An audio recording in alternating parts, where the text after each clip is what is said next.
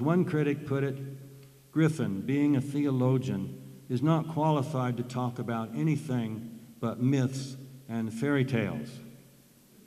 I did reply that if that's true, I should be eminently qualified to talk about the official conspiracy theory.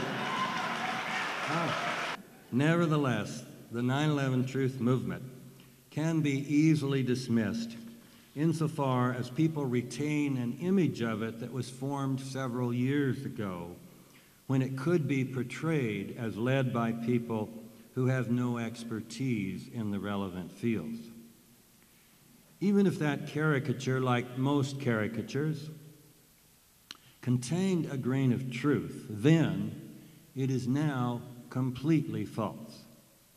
The intellectual leadership of the 9/11 Truth movement is now exercised by scientists and other professionals who definitely know something about the real world. Many of these professionals have formed organizations dedicated to discovering and publicizing the truth about 9/11. A few years ago, some scientists formed the SPINE, the Scientific Panel for the Investigation of 9/11.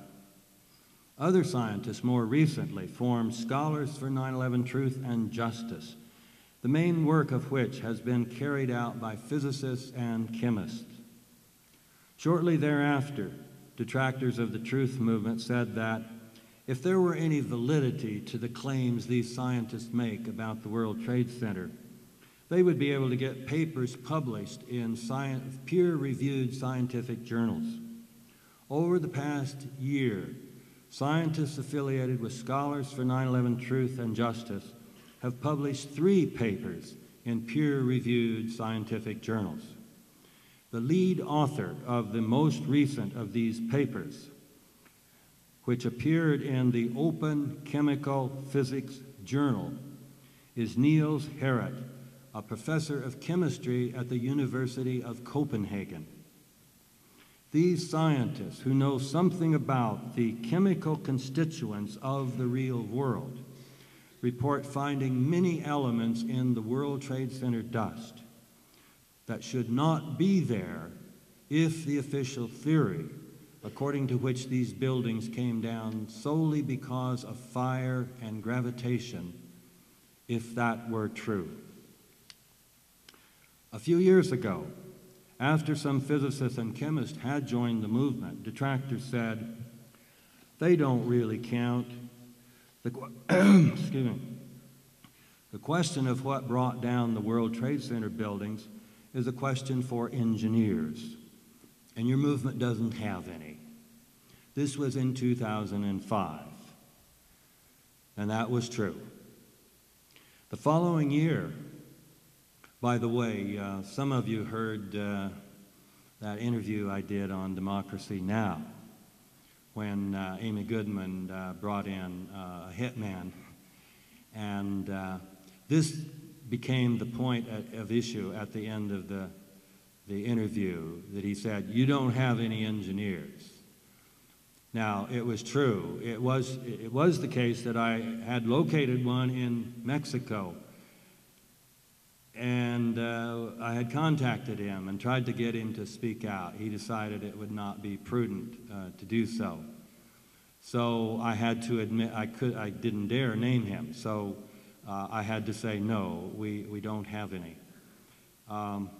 Well, the following year, architect Richard Gage formed Architects and Engineers for 9/11 Truth. And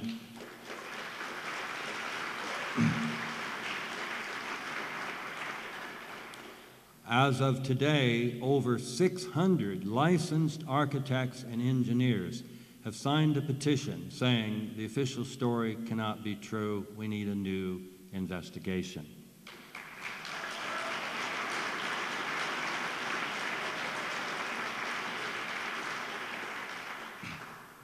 These are people who know something about that part of the world that consists of steel frame high-rise buildings. And they know that the official story, according to which fires caused the Twin Towers and buildings to come down in virtual free fall, simply cannot be true. For example, Jack Keller, Emeritus Professor of Engineering at Utah State University, who had been given special recognition by Scientific American, has said about the collapse of Building 7, obviously, it was the result of controlled demolition. A similar judgment has been offered by two emeritus professors of structural engineering at Switzerland's most prestigious institute, the Federal Institute of Technology, along with hundreds of other engineers and architects that belong to Gage's organization. Firefighters also have expert knowledge that is relevant to what happened in New York City on 9/11. And this past year brought the formation of Firefighters for 9/11 Truth, who point out on the basis of their professional expertise why the NIST reports about the World Trade Center should not be believed. As you know, thanks to Alphonse being here, there is also an organization called Veterans for 9/11 Truth, which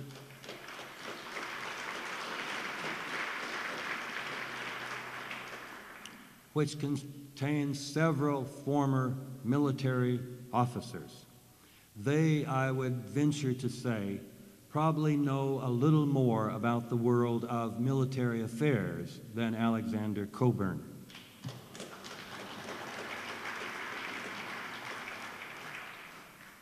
Another professional organization with relevant expertise is Pilots for 9/11 Truth, which includes in its ranks many former commercial and military pilots, including some interceptor pilots, who call incredible the official story about why the 9/11 airliners were not intercepted. This organization has also devoted special attention to the attack on the Pentagon, giving numerous reasons why the official account of that attack simply cannot be true. The latest of the professional organizations to form, indeed it is being formed this very week, is Intelligence Officers for 9/11 Truth. One of the first people to join was William Christensen, a former senior CIA official. If you are one of the many people who just knows that the alternative conspiracy theory is simply too implausible to be worth your spending a day or two to study the evidence, just listen to what he wrote in 2006.